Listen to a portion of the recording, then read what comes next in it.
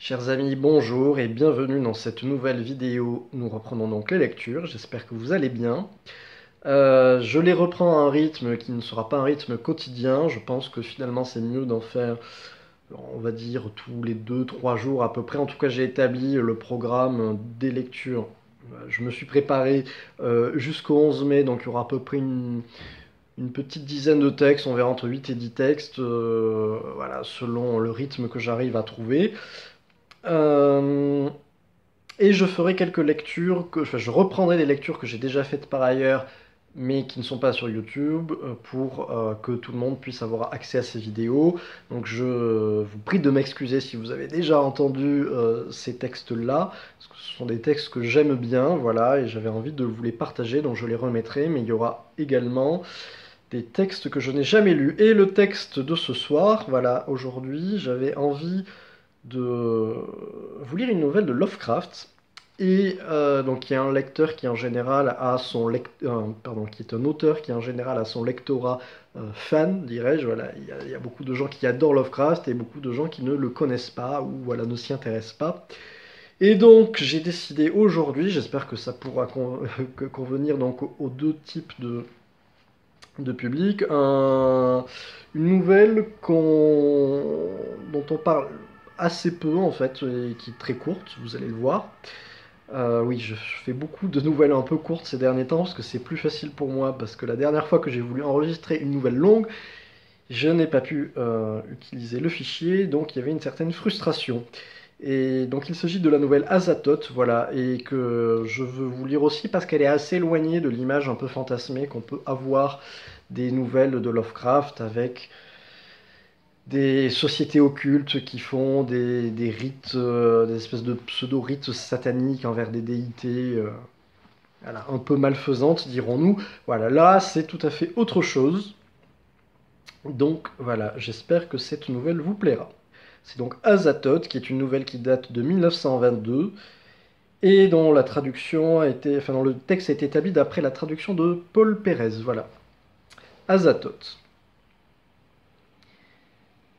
Quand la vieillesse s'abattit sur le monde et que l'émerveillement disparut de l'esprit des hommes, quand les cités grises érigèrent dans les cieux enfumés de hautes tours sinistres et laides, à l'ombre desquelles il n'était plus possible de rêver au soleil ou aux prairies fleuries du printemps, quand la science dépouilla la terre de son manteau de beauté et que les poètes cessèrent de chanter autre chose que des fantômes déformés par leurs regards brouillés et tournés seulement vers l'intérieur, quand donc toutes ces choses furent arrivées, et que les désirs enfantins s'effacèrent à tout jamais des mémoires, il se trouva un homme pour effectuer un voyage hors de cette existence et partir dans l'espace, à la recherche de nos anciens rêves.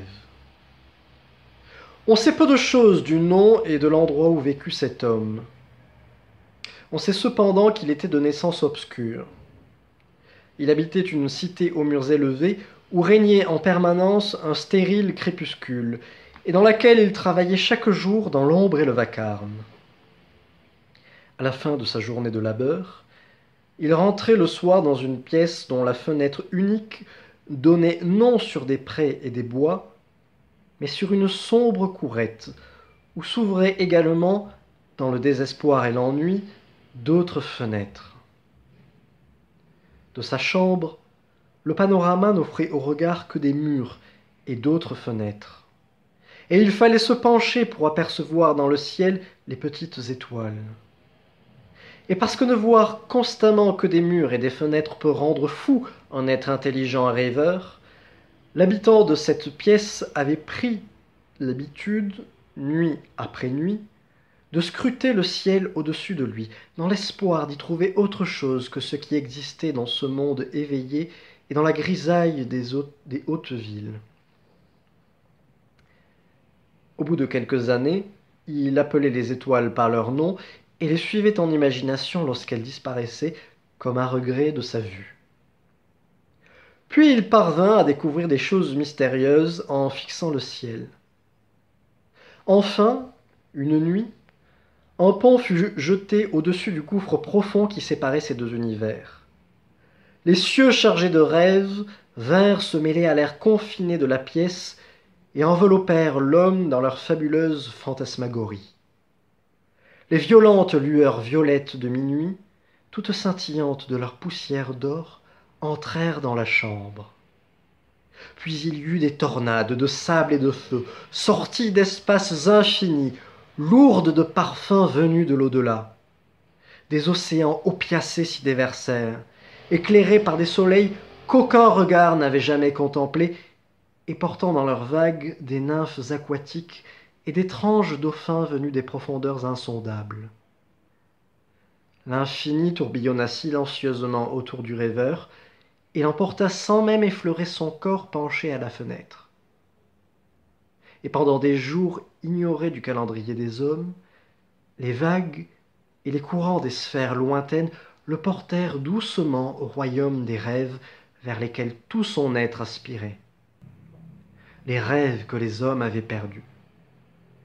Enfin, après qu'il se fut écoulé de nombreux cycles, ils l'abandonnèrent avec tendresse, endormi sur le vert rivage d'un lever de soleil. Un vert rivage au parfum de lotus et parsemé de camélias rouges. Voilà, j'espère que cette courte nouvelle vous a plu et je vous dis à bientôt pour une prochaine lecture et d'ici là, prenez soin de vous.